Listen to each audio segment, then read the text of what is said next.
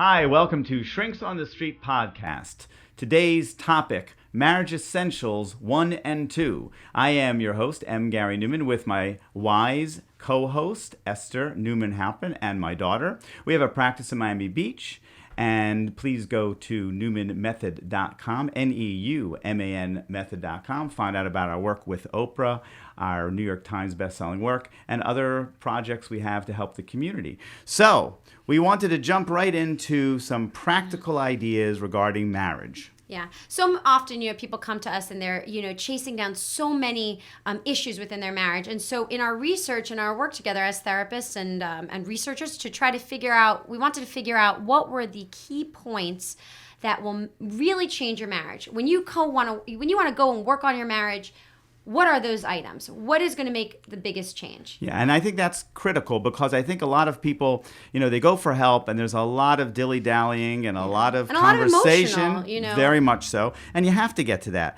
But the bottom line is if you don't have some of these key ingredients, all of that really falls apart because as you're going to see, you need some of these things in order to fit all of that emotion and energy into it. Yeah. Okay? So let's get to it. Let's number one, all right. Esther. The first thing that we found was appreciation. Now, everyone says, yes, we all want appreciation. But when we say appreciation, it's appreciation for the little things, and the things that we're supposed to do. See, this is something I always get in my office. I'm sure you get it too, Gary. I know it's a funny example, but I have it all the time. Yeah. Will he take out the trash? I just want him to take out the trash. Why? And it's always the guy. For some reason, the guys are always taking out the trash. But of course. As they should. But they really take out the trash, and he should take out the trash. And there's always arguments over this. And if you're tuning in, you know what I mean. And I always say, why don't you say, well, thank you, honey. Thank you so much for taking out the trash. And I always get laughs. Everyone always laughs at me because of that. But the truth is, we want to feel appreciated for the things that we do. Even if it's mundane. Even if it's thanks so much for doing homework with the kids. Thank you so much for doing carpool. We all want to feel good. If your friend says to you, wow, I was so sick and you made me a meal. Thank you so much. Well, you might have done that anyway. You don't need the appreciation necessarily, but it feels good. Yeah, it feels very good. Yeah. It's a funny thing, I'll have couples come into my office and I'll say to them, I'll give them pads of paper and I'll say, now here's what I want you to do. I want you to write a list of things that you appreciate about each other, and I give them, 10 minutes. 10 minutes, they don't need 2 minutes, They're like, it's painful. They're cranking out a little one or two things. And I always look at the pads and I always say to them, I don't understand. There's some things obviously missing. How about the fact that he's such a great dad. She's such a great mom. She makes a good living. He makes a good, and they always say the same thing to your point. It's like, well, he's supposed to do that. She's supposed to do that. Like suddenly the idea is you don't get thanks unless you just do something way beyond above the call of duty. Yeah. And that's painful because, it takes a lot of effort just to do what we're doing. We really crave the day-to-day appreciation. And it's almost in the grind. I know people, it's very easy to appreciate gifts. Oh my God, you got me flowers. Thank you so much. That's so nice. Okay, that's great. But something extra. That's something extra, right? The bonuses. But right. really, we really want to be thanked for the everyday things. And what it will do in your marriage, it will make you both feel so much better in the grind of life. Life can get exhausting, especially now, things going on in the world. It can get exhausting. And how nice would it be a couple times a day for your spouse to be like, wow, hey, thank you so much. That was such a help. Thanks for helping with the breakfast with the kids. Even if they do it every single day for the last 15 years. Exactly. They bring you coffee every day. Well, just because they do it every day, why not thank you? And remember, it costs you nothing. Right. Typically, that's a very good point, Gary. It's a some simple comment. It's a hug. It's a thank you. It's a phone call. It's a smiley face. Yeah. Obviously, you can purchase items that say thank you. Texting is great. Of emojis. Course. Love emojis. People love it. And you know what appreciation does for me is it sums up the person for good. And that's a beautiful message to send to your spouse. All of us are complicated. All of us are imperfect. We all make such mistakes. But when I say thank you, thanks for doing that, basically what I've said is your whole self, all the complications, but at this moment, I'm summing you up for good. And it's an amazing thing. When you say and you focus on good things in your spouse, more good things come out. Yeah. Okay? People who are happily married know that. People who have bad marriages and failed marriages, they focus on the negative. They focus on what's not done. And man, no matter what the person does, they could have done it better, faster, and sooner. And it just brings out more acrimony to the point of like, what am I doing? Yeah, and it makes people feel like they can't. We'll get to this. Can't win. Like, oh, no matter what I do, it's never good enough. But also think about it like in your job, right? If and anybody in their job, if your boss comes to you and says, "Hey, you did great the other day. Keep up the good work." Well, that's amazing. Means so we much. feel so good. Even though. Right. Even if we're being paid to do it, in fact. Exactly. Right. You're supposed to do it. Right. But meanwhile, still, you feel great. So you feel Absolutely. You feel nice. So also, I say this to parents out there. When you have a kid and they're, let's say, my kid has taken up his octave to a very high level, meaning he screams a lot. He shatters glass. Yes, in this high pitched tone. And if you go around, you go, stop screaming. Like, it just doesn't work. They get louder somehow. Always. So, a lot of you as with children, you always want to point out the positive. Wow, you're speaking so softly. That's wonderful. Positive reinforcement. It's you all know it. Positive reinforcement is great. So, I know it's funny, but you want to do the same thing in your marriage. Yeah, for sure. Positive. It's the same. Wow, thank you so much for taking out the trash. Wow, thank you so much for, cleaning the dishes. Wow, thank you so much for, thank you so much for appreciating me. Thank you so much for the thank you. Yes. And it just brings you lose nothing. It's happiness, It's such a nice thing to do. So much so that I would suggest everybody out there, from this point on, starting today, make 2 appreciative comments or gestures every single day to your spouse. Don't tell your spouse, if you're watching this alone without your spouse, don't tell your spouse. Just start making 2 appreciative gestures. Now, that could be a phone call, a smiley, a nice magazine that they like. Yeah. By the way, calling your spouse, the kids are vomiting, and the mortgage, we can't have money for the mortgage, and by the way, you're terrific, does not count. That doesn't count as one of them, okay? But nonetheless, start doing it, and I'll bet you, it always comes back to me. Within 2-3 days, your spouse comes to you and says, "What has gotten into you? What is going on?" And you'll explain. True. I'm just trying to be a little more appreciative, and I like that. I would like that back. Yeah. Esther, there's this idea of appreciation and how important it is to me. I understood the significance in prayer, in davening. In the Shemona Esrei, when we stand in the silent Amida, we know that we say our own Shemona Esrei, and then the Chazan, the Baal Tefillah, he repeats it, okay?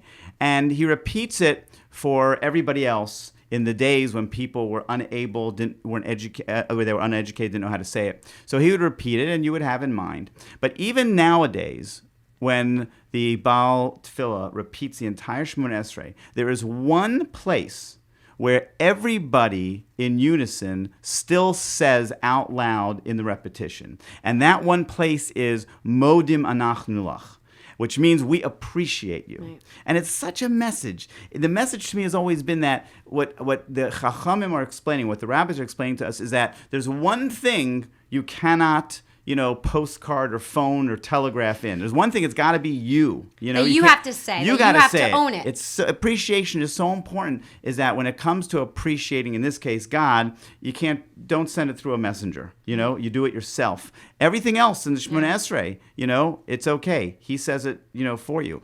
But so I think the appreciation is something that's so personal and so meaningful that we learn from that, that it's something that we need to focus on. So not only does it feel good to appreciate it, but think about it. If I say to you, now tomorrow you got to think of 2 things. So all of a sudden you start thinking, oh yeah. Well, he did make the bed. You start registering the he good did things. Take the trash out. Right. She did, go to that meeting and work hard those few hours. Whatever it is, take care of the kids. You start to say, wow, what's happening? It's a great point, because in tefillah, gratitude, we're always thanking God, we're thanking Hashem for so much. We're always, if you read the English, we're saying thank you in various points in different ways, because I think it is a very God, obviously he knew what he was doing. He knows that it's part of our psychology to. God is a great psychologist. He's a great psychologist, the best.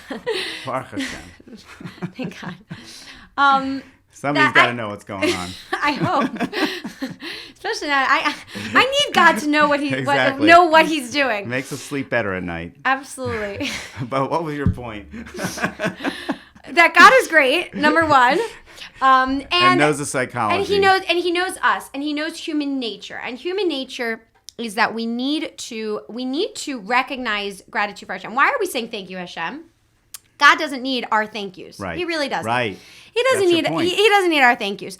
But he knows that within us that something sparks, makes us feel alive, makes us feel good. And even in different, if you look positive psychology, if you say thank you for the little things in life, your psyche changes. You start feeling good. You start focusing on the good and less on the bad. And that's kind of what we're getting to here. Start focusing on the positive things and the good things your spouse does by appreciating it. And not only just focusing in your mind, because it's hard to just say, oh, okay, in your mind, oh, yeah, my husband. Saying it to your spouse, because if you're thinking it, your spouse needs to know it, and that will bring you closer, and it'll bring you and make you feel more connected. Absolutely, and that is Hashem's way of telling us, I'm going to help you focus on what it is that I'm giving you and what I'm doing. And remember, the biggest mistakes we made, unfortunately, as a Jewish people, was, when the man is falling and we're getting water and everything, and when we stop getting water, or we don't, we start complaining. And why they complain? They complain because there's no appreciation. They say, God, you took us out here. You owe it to us. If you're our parent, feed me, And as soon as you get to that attitude, you're lost. Right. So in a marriage, remember, like we've talked, it's not unconditional love. It's not like I get to do whatever I want. We get married because we want things from each other. There's got to be a balance of give and take. And the more we focus on what good you're doing, and the more we tell the other person what good you're doing, the more good that you're going to come out of it. I think that's a very good, I think that's a very good point you make, that it's relationship, and that it's, as a couple, we become so close to each other. It's not necessarily a bad thing. We become so close to our spouse that we forget they're not our parents, right? Parents have unconditional love, right? So you become so close to your spouse. You're having children together, or you're living together, however stage you are in the relationship. And we can't forget that the spouse is very different than other relationships we have in our lives. Aunts, uncles, parents who love us unconditionally. Sure, your spouse loves you unconditionally, and they should. But we need to still give in a different way to that relationship. Okay, I might take issue. They don't need. It's conditional love. Yes, I might. I guess. Take Okay, issue. I was trying to be kind. I was trying to be kind. You can say that. No, you're entitled. You're entitled. I really think it's an interesting thing for everybody to think about. Email us, let us know what you think. But I really think marriage is conditional love. Listen, I've been married over 32 years. So, of course, it becomes a point where you would give to your spouse and take care of them without receiving. If you get nothing back. But it takes a long time to get there, because, we don't get married just to give and get nothing in return. That's we true. have things that we want in return. Now, again, that might be to be able to have children together. I'm not saying it's to feed me, but yes, extras, but it's not. But if and we see in our office, if one spouse is is giving and giving and giving, and the other spouse is returning nothing, right, then that is an unhealthy relationship. It is. So. And I think that it's okay to say, people. We want to be unconditionally loved, So we want to believe that no matter what I do, my spouse should just love me to pieces, just right. because of who I am. And you are a special person just because, Hashem made you, and you are a special person because of who you are, perhaps. But that spouse needs to receive certain things that's meaningful to this union. So I think it's okay for people to think, I want my spouse to love me. What is it about me, and what do I provide for that spouse that makes me lovable? I think that's a good thing. That doesn't mean something I'm doing. It doesn't always have to be something I'm doing directly for her. It could be, working, taking care of the children is also something we do together, and I do for her and for my kids and for me. But there has to be something to remind yourself, what makes me lovable in this marriage? And if you don't have a good answer, it's time to think about it and get a good answer. So like it. that is that. I want to tell you a great story about how we're going to talk about, men in a minute, but how women sometimes can go so incredibly underappreciated. And I'm married to the smartest woman I know, one of the smartest people I know. And we were once at this, I speak a lot, and we were once at this convention, and I was the main speaker, and we were sitting, and it was the women's convention, and they were very, very big movers and shakers, and it was a fundraising event, and they sat me with the elite of these 300 women, and my wife and I are sitting there, and they say, okay, Gary, we're going to go around the room and tell you who we are, and they were very, very there. And the first one says, my name is so-and-so, and I am CEO of the country. I mean, like, that's the kind of person it was. And the next one's like, I'm CEO of the universe. I mean, they were like very powerful, capable women. It was really, each one was amazing at who they were. And then it came, to my wife. And my wife, unbeknownst to me, says to me, well, I run a home for unwanted children. And they all said, oh my God. She said, yes, I take care of their schooling needs. I wash their clothes. I make 3 meals for them a day. And they said, oh, that's unbelievable. She says, yeah, they're my kids. Nobody else wanted them, And she made such an incredible point. It was like, when I was doing my maternal duties for other children, I'm like, oh my gosh, I'm Mother Teresa, But for my kids, oh, we get it. You're a stay-at-home mom, we homeschooled the kids, and she taught. It was. But she's unbelievable. I don't even like to say that. I hate that I said that, because I almost had to defend the fact that she's a stay-at-home mom. Like, I had to then say, oh no, but it doesn't matter. She, that work and how much effort it takes. And, she just made that great point. We're going to take a very quick break here to let you know about our Neuman Method marriage program. It's online, and it's 11 episodes. You can watch it from the comfort of your home, and it comes with a 280-page workbook. Each episode has been based on our research and collective 40 years experience as marriage therapists to address the issues that really matter. You can also download for free Gary's new parenting book, Listen, Discipline, and Respect, the only 3 techniques you need to be a great parent. It's a terrific addition to your parenting library, and thank you, Gary, for giving it away for free. To learn more about all of our programs, go to neumanmethod.com, NEUMAN method.com for more details. So now, let's talk about the concept of how appreciation works with men. Because, I'm here to tell all women, to some extent, how men think. And I think that women can't imagine how much men like to win. But if you have a question, I want you to watch your spouse and male friends watching a sporting event. Okay? Now, the way they would scream and hoot, you would imagine that they must have some ownership in this team. It's got to be, right? It can't, right? It has to be. Your husband, by the way, is a genius. The guy's a genius. So the guy is like... He's very good with numbers. So he's like analyzing and strategic but he's part movements. Of these things. Oh. Fantasy football. Football.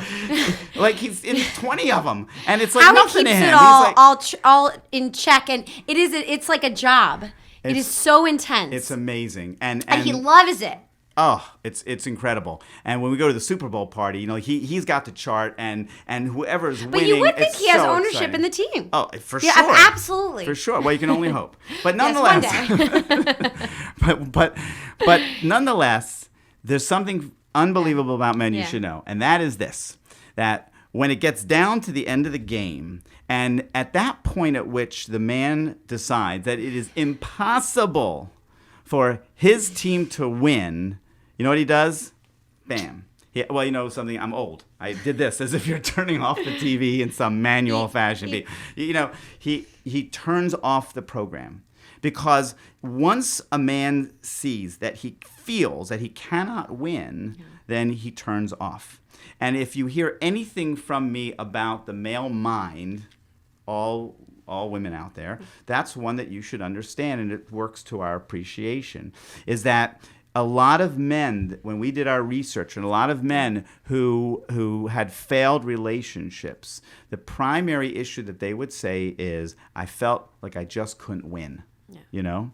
And that's why the appreciation is so important. So when your spouse brings you roses and you're thinking in your head, roses die, I wish he brought me a plant, what do you say, Esther? Don't do that. Don't say anything. What do you say? What do you say instead? You say thank you. Exactly. Oh my God, this was so amazing. Even if you're thinking, I don't like red roses. I don't smile, like blue roses. And I know people don't like what I say. I say you fake it till you make it kind of thing. And people say, well, I should be fake with my spouse? Yes. In these situations, yes, because your spouse is trying. They're trying to bring you something. They're trying to show you love. Because the point is, you're not faking you how much you appreciate their gesture. Exactly. You might not like what they did. And listen, obviously, if, like I tell people, if he gets you jewelry, just say it's wonderful. Now, if it's a very expensive piece of jewelry, then of course you can say, if you're thinking of getting me something, bring me a few things or let me go. And, I'm not saying to accept anything, but generally, I want think the to concept first, or the first thing out of your mouth, I guess. You could always say after, perhaps we can do this next time or whatever. But the first thing out of your mouth is like, I'm so appreciative, because think about what happened. He went ahead and thought of you and took some time, I don't care how little or how large, and did something thinking to make you happy and put a smile on your face. So what he should win out of that is a smile on your face. Right. And of course, I start off with my wife's example, vice versa. Men out there have to realize that we take so many things for granted. And I don't want to hear about let me go back and forth a little. I want to hear about from men is that, I do half the things. I do a lot of the things. I'm 50-50 in the house and 50. Something. Nowadays you have a lot of people where both people are working and he thinks he's doing something by helping her. My wife used to, and again, my wife really took care of everything. But, if I would say to my wife, let me help you with the kids, she would say, no. Let me help you with the kids. And it was such a brilliant idea. Like, help me with your kids. No, they're your kids. I had a friend who said something. He said something funny to me. He was like, it's not babysitting if it's your own children. I'm babysitting the kids. You're babysitting the kids. No, it's your children. Terrific. That's terrific. So, even though we had our roles and my spouse, took care of most of those things, like we homeschooled, she was in charge of that, and I, weighed in, but nonetheless, she was in charge. But the concept is that men think, maybe you have a housekeeper, or I help you. It's not much. Really, it's not much until the guy has to stay with the kids and take care of the house, whatever, for 2 hours, let alone a day or two. She goes away. It's like, oh my gosh, So it's the old Ricky and Lucy show. The old Ricky and Lucy show. People don't remember. I Love Lucy. I Love Lucy. Remember the candy on the candy conveyor belt. Conveyor belt. Remember? Yes. So that show actually was where Ricky and Lucy were complaining that the other one didn't do as much. So she went out and got a job. He was saying that she was, at home all day. What's she doing? Nothing. She was saying how both of them were not appreciating each other for what they were doing. And then she goes to the candy factory and could barely last 10 seconds. Exactly. 10 now, minutes. what you don't remember about that show, because Ricky was not nearly as comical as Lucy, is that the rest of that show is he's at home and the soap suds come out and he puts too much yeast and the oven's bursting with challah, with bread. The ultimate really irony is that Lucy was not a stay-at-home mom in reality. She was not. No, she was a very hard worker outside the home, and I don't know if she was much of a hard worker inside the home. Great episode. If you so choose to watch it, you should I Love definitely go Lucy, see it. the candy one. But it is a very good point. When I see couples in my office, they're in my office because they're trying to make their marriage better. And what we do is we get to a point where the marriage is good, And so they're not complaining necessarily things are bad, but they want things to be better. So I say, look, you got to, at this moment, for your spouse, so they don't feel like you're constantly moving the finish line, they need to say, wow, now it's great. Wow, thank you so much for doing what you're doing now. Could we be better? Sure. But you're not going to win any points by constantly pointing out what your spouse is not doing. Yes. If you point out what they are doing and how much you appreciate and love what they are doing, then they're going to want to do it more. You know, women sometimes, I don't know, sometimes men and women, but we'll say, you know, well, I don't want to thank him or her because then they won't do it anymore. You know, yes. that's a big one. You know, if I thank him for, you know, or for her for taking care of the kids for 2 hours, or for taking the kid to soccer practice, Right, you then know? they think like, okay, I'm done. I don't have to. I'm done. I don't Right, have to do it anymore. right. They'll. I guess it does make sense. I get it. You know, where you have this sense that the spouse will, like, you're pointing out like that they're working hard to help you. But really what it does is if you thank your spouse for doing it, they just want to do it more because they made you happy. The idea is that you're married to somebody who wants to make you happy, who wants to put that smile on your face. And the more smiles and the more happiness and joy you have together, the better your marriage is going to be, even if there are issues in the marriage. It will kind of turn things to make, to put it in a more positive note. We like to ring the bell. And if we ring the bell once, we'll try to ring it again. We won't walk away and say, okay, rang that bell. Right. Don't have to do anything Right, else. that's unconditional. Right, all studies show on animals, on humans. But if you want, people want to continue doing something if they get rewarded for it. Exactly. So reward your spouse in a very loving way, and it will be a reward for yourself as well because you will have a happier, more loving marriage. And you'll be focusing. And to your point is that even if people are not having a good marriage right now, or it's not so good, you know, you don't always have to go back to the crap in order to deal with everything at the moment. Obviously, in some situations, I mean, we've done a 3-part podcast on healing after cheating. So, you know, we've dealt with some very serious issues and where you really have to dig deep. Yes, it Shrinks on the Street podcast for more about if there's, you know, just to get a little more detailed on the topics we're talking about. So, and you can access that at newmanmethod.com for a link and you go to the podcast. Right, and you can go on Spotify or Apple and see it there too. Because I think it is a very good point because we're talking about things. We're trying to get you the information, you know, quickly, but we do, you know, to get a little deeper, we'll go into it on these video podcasts, but you can also check out our other work in order to do that. So the point is that even if you have an okay marriage or not so okay, or you're having a bit of a slump, appreciation really makes a big difference. And I'll tell you why it's such a good one, because the next thing we're going to talk about, you know, you got to, you know, then we get into communication. You don't have to be a good communicator to appreciate. You don't have to have a dialogue so much. You don't have to have a great relation with the other person. It's me sending it to the other person, and anybody can do that. And the other person really warms up under those circumstances. So everybody should get to it twice a day. Don't forget. Okay, so we were going to give you 2 marriage essentials. But it seems that because we went on and on, I hope it was interesting. It was good. Good stuff. We're going to stop here for this time, and we're going to meet you back for the second marriage essential. Not going to tell you what it is, but I think you're going to be very happy with it. Now, again, go to newmanmethod.com, NEUMAN method.com. Also, we want you to ask us your questions, whatever thoughts you have. We're going to try to take some questions, and we'll be answering them on our podcast in this Videocast.